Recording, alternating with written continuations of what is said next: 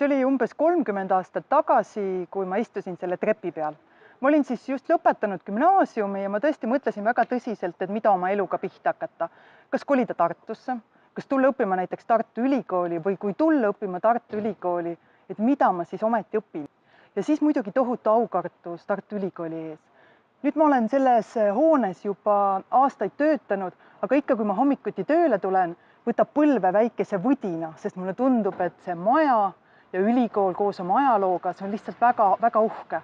Ja küsimus sellest, et kas mina, üliõpilane, üldse sobin sellesse ülikooli. Kas mina, kes ma ei olnud kuldmedalist, kelle lõputunnistusel oli käitumine rahuldav, sest ma ei suutnud oma suud alati kinni pidada siis, kui oleks olnud vaja, et kas Tartu Ülikool üldse ootab mind. Võib-olla mõtled sina samamoodi.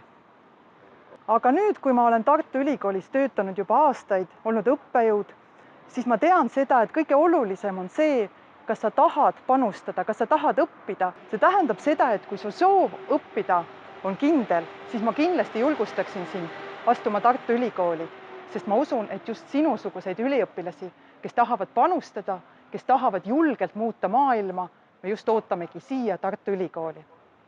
Vastuvõtt Tartu Ülikooli on alanud ja me ootame sind. Tere tulemast!